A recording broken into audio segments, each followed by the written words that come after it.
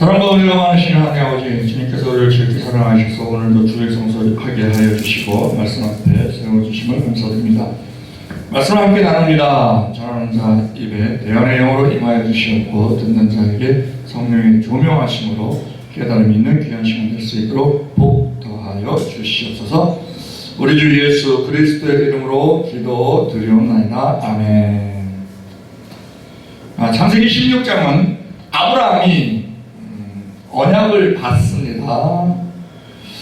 복을 줄 것이다. 자손들을 하늘의 별과 같이 바다의 모래와 같이 많게 할 것이다. 하는 복을, 그런 약속을 받고 그것을 믿음으로 살고 있는 아브라함도 인간인지라 그 기다림에 지쳐서 실수를 하는, 일종의 실패하는 그런 모습을 우리가 봅니다. 기다림이 길어질 때 하나님께 우리 기도합니다. 하나님께서 반드시 응답 주십니다. 그런데 하나님의 때에 응답을 주시기 때문에 우리에게는 기다림이라는 과정이 있습니다. 그런데 그 기다림이라는 것이 길어지면 그것이 어려워지는 그런 문제가 생깁니다. 특히 우리 한국 민족은 빨리빨리 민족이에요. 빨리빨리. 그 웹스터 영영사전이 있습니다. 거기에 우리 한국말 그대로 올라가 있는 단어들이 많아요. 지금 점점 늘어나고 있어요. 그 중에 화병, 불고기, 김치, 비빔밥, 갈비, 떡볶이, 먹방, 한류, 태권도, 한복, 한글, 재벌, 노래방. 요즘은 치맥도 올라가 있네. 치맥. 치킨하고 맥주는 상극이라는데, 간경화를 일으킬 수 있다는데 많이들 먹습니다. 그 중에 빨리빨리가 일찌감치 올라가 있었어요. 일찌감치. 빨리빨리. 그냥 문자 그대로 빨리빨리. 그건 다른 번역이 필요 없이 그냥 발음 그대로 올라가 있습니다. 그만큼 우리 민족은 빨리빨리 하는 민족이에요. 그래서 경제성장도 빨리빨리 했어요. 신앙 부흥도 빨리빨리 했어요. 그건 좋은 점도 있습니다. 중국집에 가서 코스 요리를 먹죠. 코스 요리를 먹으면 이렇게 코스 요리니까 하나씩 나옵니다. 그런데 그 중국인이 저 사람이 한국인이라는 걸 알면은요 3개씩 내보내는데 3개씩. 우리 한국 사람 다른 사람들은 한 개씩 주는데 우리는 저 사람 한국 사람이네 그러면 3개씩 줍니다. 3개씩. 막 빨리빨리 독촉을 하니까. 에스컬레이터 있죠? 에스컬레이터, 우리 지하철에 에스컬레이터 있잖아요. 건물, 큰 건물도 백화점에도 있고. 근데 우리나라에만 외국인들이 그 고개를 갸우뚱하는 장면이 있어요. 우리 오른쪽에만 딱 씁니다. 왼쪽 비워둡니다. 왼쪽. 왜 비워둬요? 거기는 막 걸어 올라가는 사람들이 쓰는 통로예요.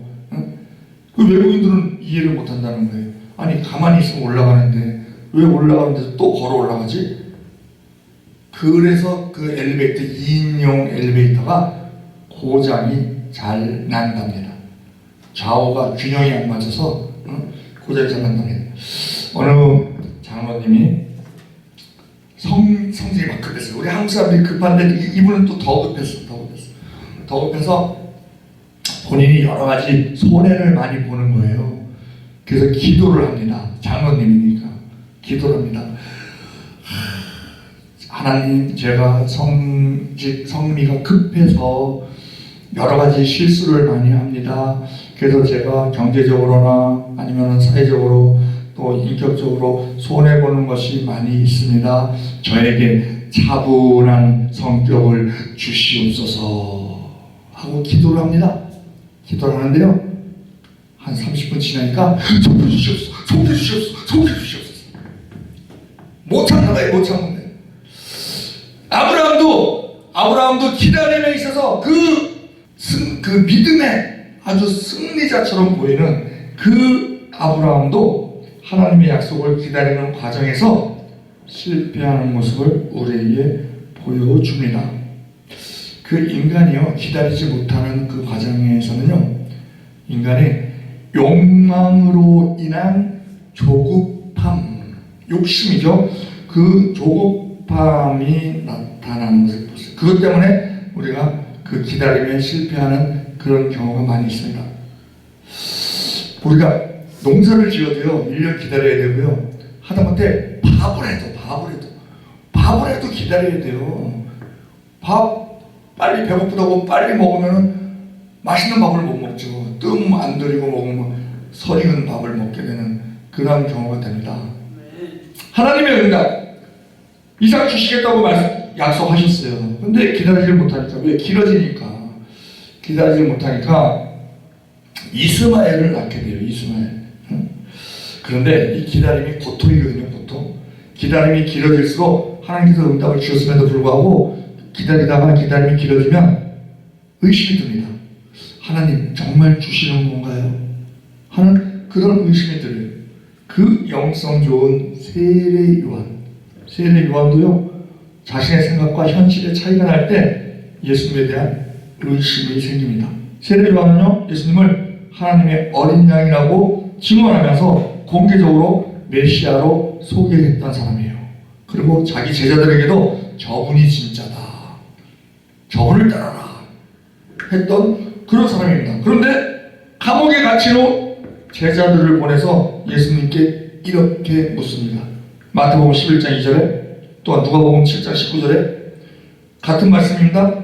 요한이 그 제자 중 둘을 불러, 왜 둘을 불러요? 두 명이 증인의 숫자거든. 증인. 둘을 불러 주께 보내어 가로되 오실 그이가 당신이오니까 우리가 다른 일을 기다리오리까 하라, 이렇게 물으라고 보내요. 세례 요한이. 이 질문은 그가 예수님이 메시아라는 것에 대해서 의심을 품고 있는 것처럼 보이게 합니다. 그 이유가 있어요. 그 이유.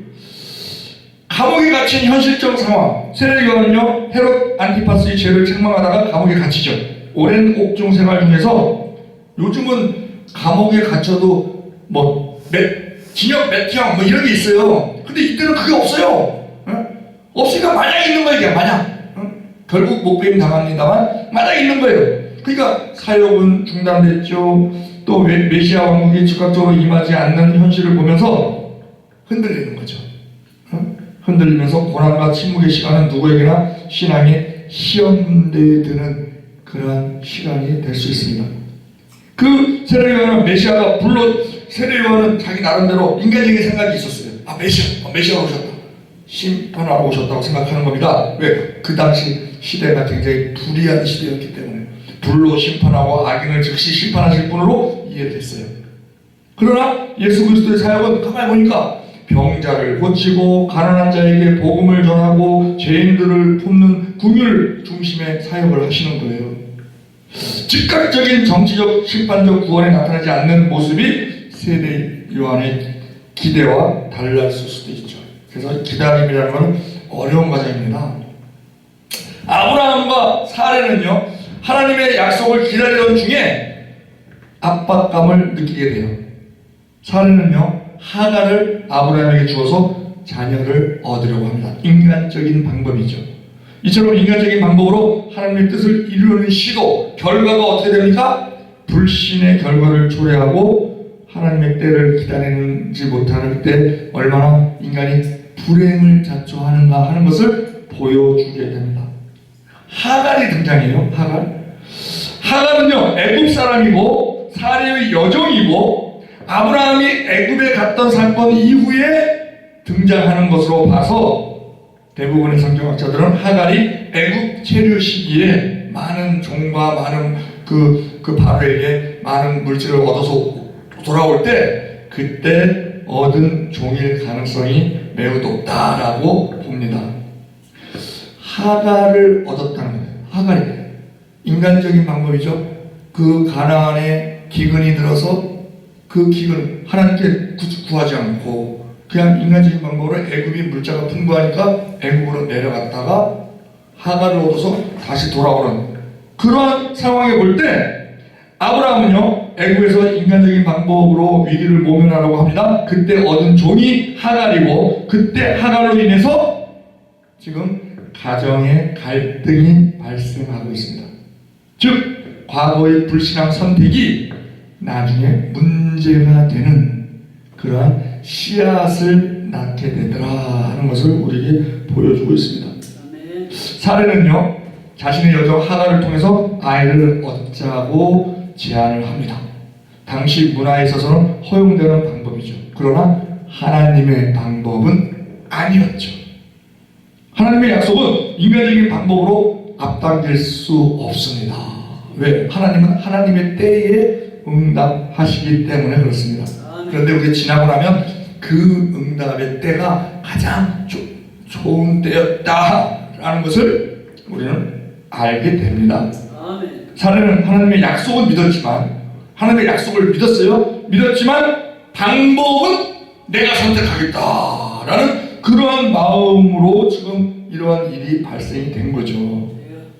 아브라함은 사례의 의견을 또 받아들였는데 이것은 아브라함은 영적 가장이잖아요. 영적 가장이 책임을 다하지 못하고 중심을 잡지 못할 때에 가정 전체가 흔들릴 수 있다라는 것을 보여줍니다. 하갈은 아브라함의 첩으로 들어갔어요. 그러면 이 하갈 입장에서는요, 지금 신분 상승이 된 거예요. 신분 상승. 종에서 첩이 됐어. 그리고 자녀까지 낳았어. 이스마엘. 그러면 얼마나 감사가 넘칩니까? 하갈 입장에서는.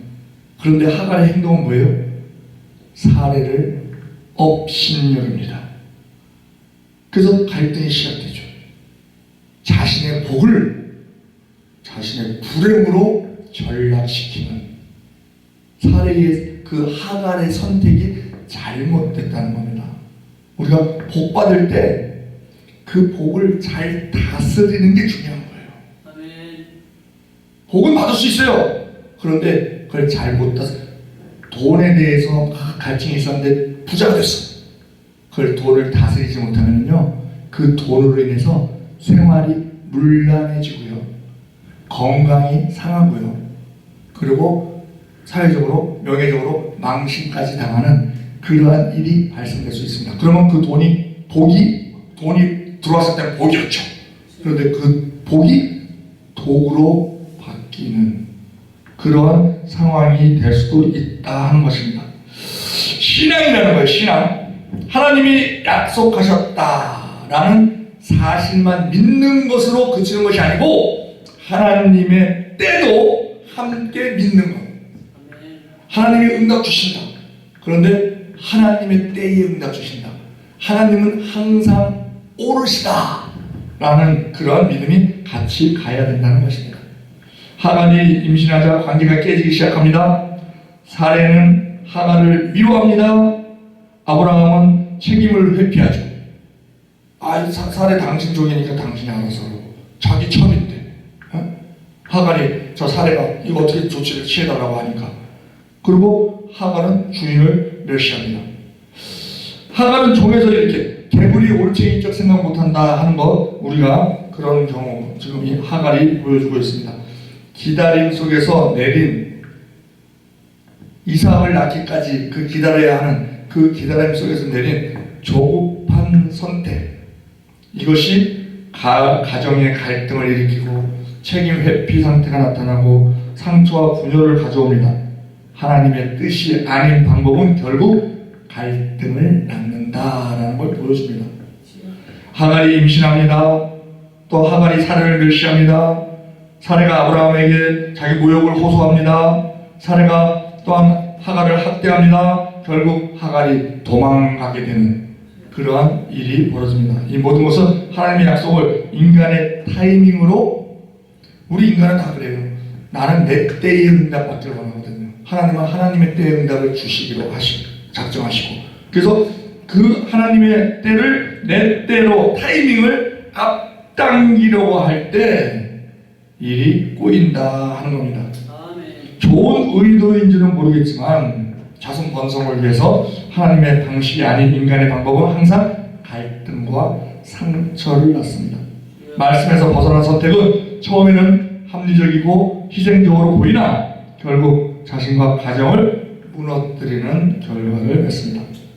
하나님의 뜻이라면 우리가 살기도 하고 이것저것 하리라 하는 태도로 먼저 하나님의 뜻을 묻는 그러한 습관이 필요하다는 것입니다. 우리도 마찬가지죠.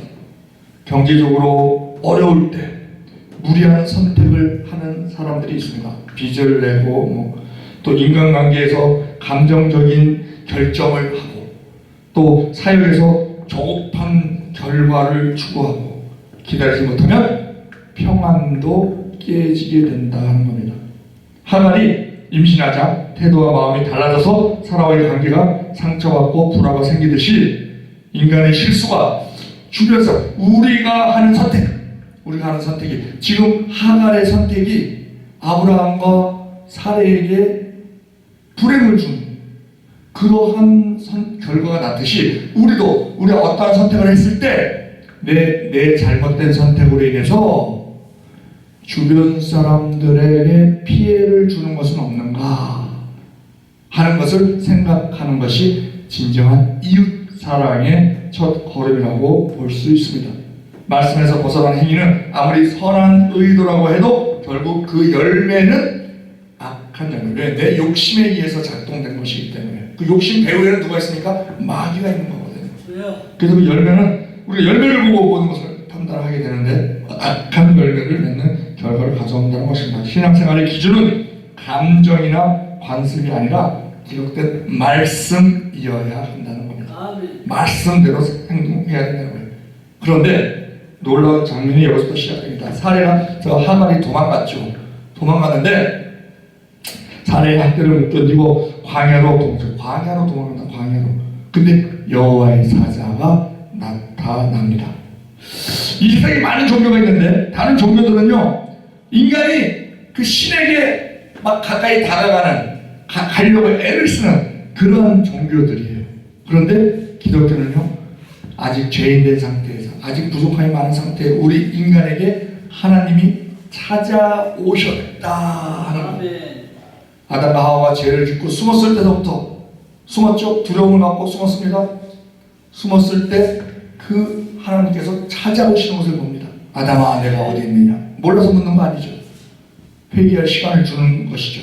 찾아오셨다는 것. 그것이 우리 기독교의 중요한 핵심으로 우리가 생각할 수 있습니다. 너무나 감사한 일이죠. 자, 지금 하갈이 자기 친정집으로 도망간 거예요. 왜? 애굽 여자라고 되어 있으니까. 애굽 사람. 그러니까 근데 그 당시 아브라함이 거주하던 곳이 헤브론.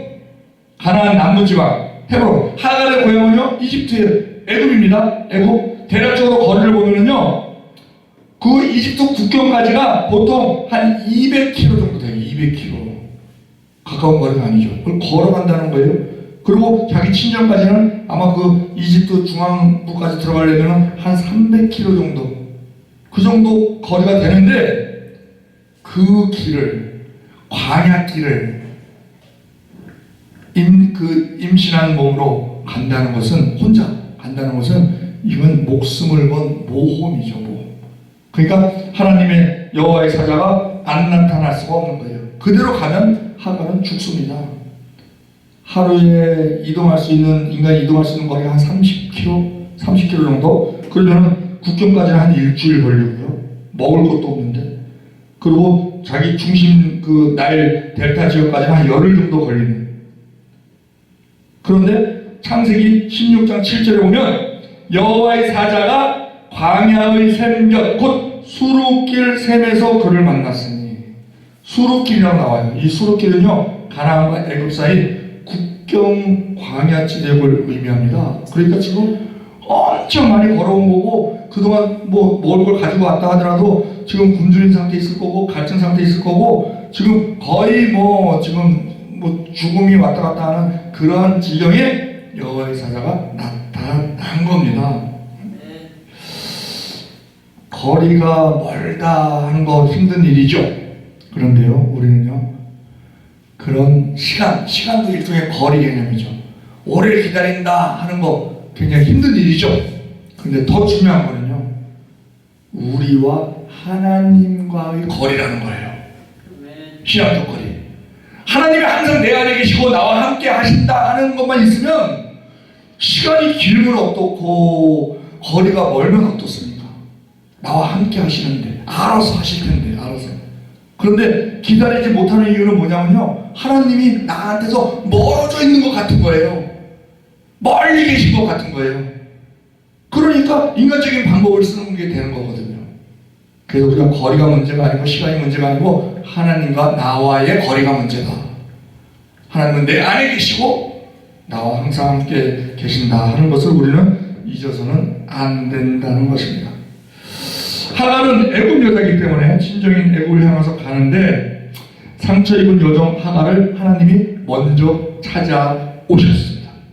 하갈에게 있어서, 그리고 먼저 찾아오셔서 말씀하시는 게 뭐냐면, 그 여호와의 사자가 말하는 게 뭐냐면, 하갈에게 다시 사례에게 돌아가서 그 사례에게 복종해라, 여주인에게 복종해라 이럽니다.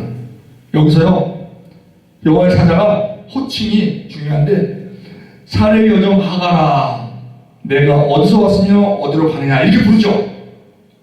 아브라함의 아내 하갈아 이렇게 가네요. 사례 여종 하갈아 이렇게 부릅니다. 이건요, 질서를 네가 알아라 이거예요. 너는 사례의 여종이라는 걸 잊어서는 안 된다. 그리고 그 여주인에게 돌아가 그 수가에 복종하라. 이 하갈은 그 여주인의 학대가 못 견딜 만큼 힘들어서 도망쳐 갔거든요. 근데 다시 돌아가라는 거예요. 그런데 이 하갈은 돌아갑니다. 왜 돌아가느냐? 그 하갈의 그 사례와 있을 때는 그게 너무 힘들게 느껴졌어요. 너무 힘들게 느껴졌어요. 근데 광야로 나와서 지금 이렇게 오다 보니까, 긴 시간, 긴 거리를 오다 보니까 죽을 지경이 되고 나니까, 아이고, 사라한테 있는 게 아무것도 아니었어. 아무것도 아니었어. 지금 자기가 당하는 고통을 생각해보면. 그러니까 다시 돌아갈 수가 있는 거예요. 우리가 그 탕자도 그렇죠. 탕자도 둘째 아들이 아버지 그 집에 있을 때 얼마나 편했어요. 그럼에도 불구하고 더 좋은 삶을 살겠다고, 더 자기의 삶의 질을 높이겠다고 유산 달라고 그래 가잖아요.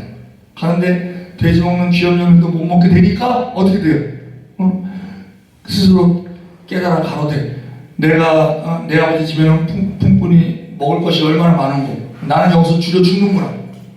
이러면서 내가 아버지께 돌아가서 종의 대접을 받더라도 아버지의 집이 더 좋다 하는 걸 그때 느끼잖아요. 그때 우리가 고난당할 때, 질병당할 때 건강의 소중함을 알게 되고요, 가난할 때 부여의 소중함을 알게 되죠. 그런데 그런 질병이 없이, 가난이 없이 그냥 부유하고 건강하고 하면은요, 그런 그것이 얼마나 자기가 지금 감사할 일이 많은가 하는 것을 모르고 지내는 경우가 많습니다. 그래서 하나님은 때로는 그것을, 그 감사를 알게 하시려고 때로는 질병이나 가난을 안 막으시고 그냥 네가 한번 경험해봐라 하고 허락하실 때가 있습니다. 그것을 우리는 또한 감사로 여길 줄 알아야 된다는 것입니다. 하갈은 하나님을 이렇게 부릅니다. 엘로이, 나를 살피시는 하나님. 우리가요, 우리 이웃 중에 뭘 잘해보겠다고 하다가 그냥 폭망해갖고 일이 자기 뜻대로 안 되니까, 뭐 어떤 사람은 뭐 알코올에 의지해서 알코올 중독이 되기도 하고 약물 중독이 되기도 하고 해서 지금 거의 폐인 상태에 있는, 왜? 하나님에서 떠나 있기 때문에 폐인 상태에 있는 그런 사람들이 있어요. 그럴 때 이 하갈을 찾아오신 엘로이, 살피시는 하나님, 관찰하시는 하나님, 보고 계시는 하나님, 그에게 하나님이 보고 계신다. 그런데 하나님과 보는 것으로 그치시는 것이 아니고 적절한 때에 도움을 주시기 위해서 보고 계신다. 그리고 당신은 혼자가 아니다 라는 것을 우리가 이 하갈의 경우를 통해서 설명해 줄 수가 있다고 봅니다. 이방 여인에서 종이었던 하갈에게도 나타나신 하나님, 어제나 오늘나 영원토록 동일하신 그 하나님께서 차별 없이 모든 어려운 지경에 있는 모든 사람에게 찾아오십니다. 보고 계시고 찾아오시죠. 즉 이 아브라함의 실패로 인한 이 실패 속에서도 분명히 지금 이 사건은요, 분명히 아브라함의 실패로 발생된 사건입니다.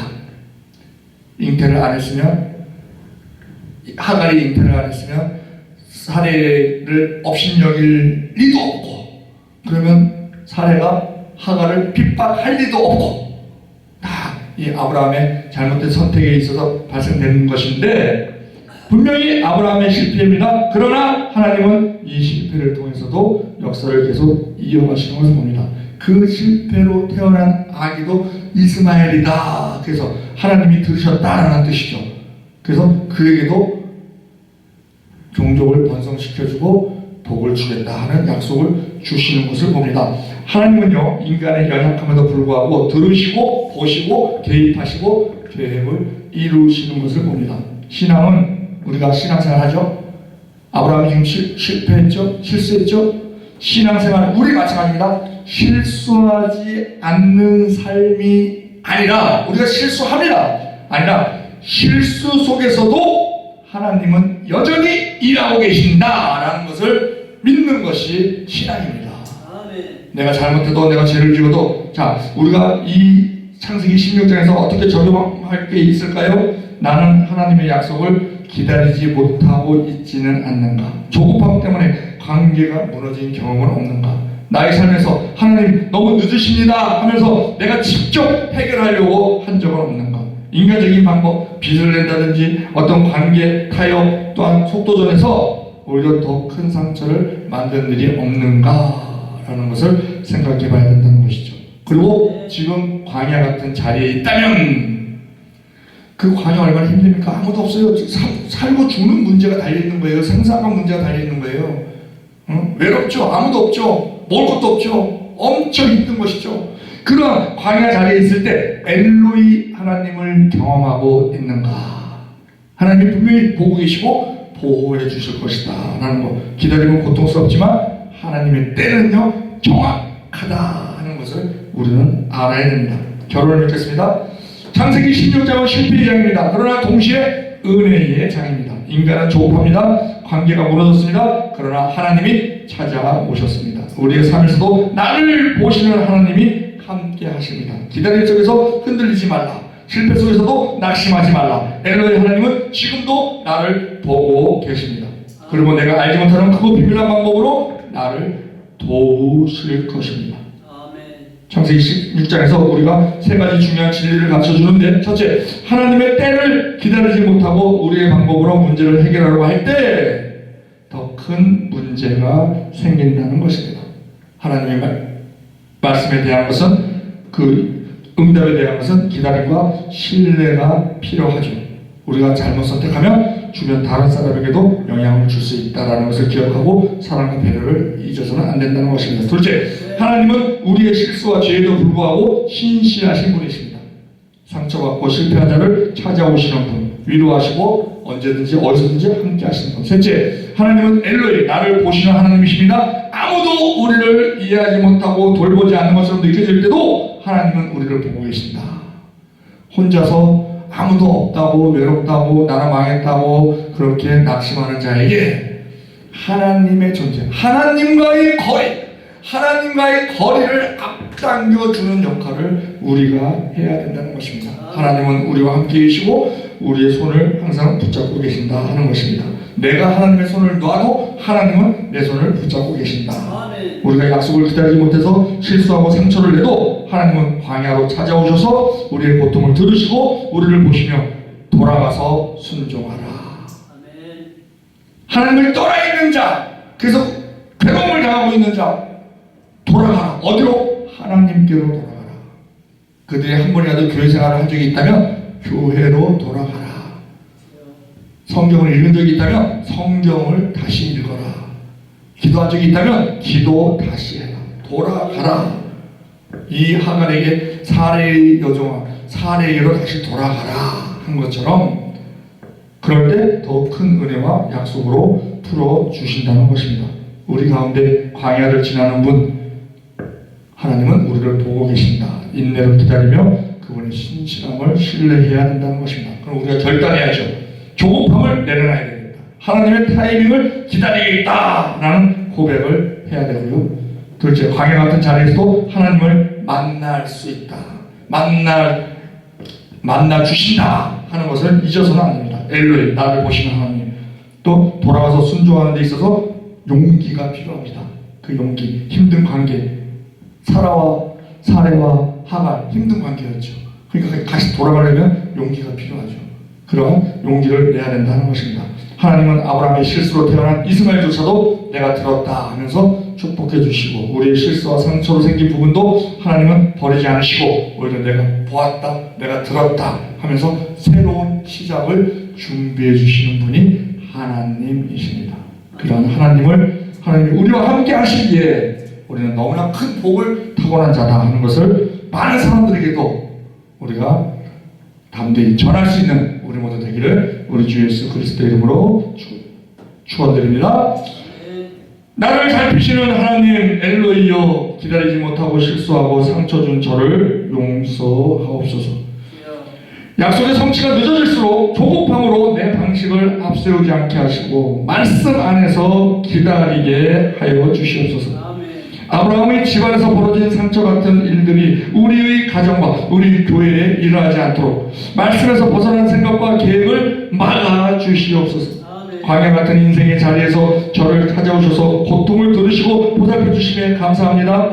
광야의 하갈을 찾아오신 주님, 벌어진 것 같은 자리에서 부르짖는 성도 한 사람 한 사람을 오늘도 부엘라 헤로의 은혜로 위로해 주옵소서. 이스마엘처럼 실수가 생긴 부분도 축복해 주시는 주님을 믿습니다. 오늘 다시 순종의 자리로 돌아가게 하시고 주님의 완전한 타이밍을 기다리는 믿음을 주시옵소서. 우리 주 예수 그리스도의 이름으로 감사하며 기도드리옵나이다. 아멘.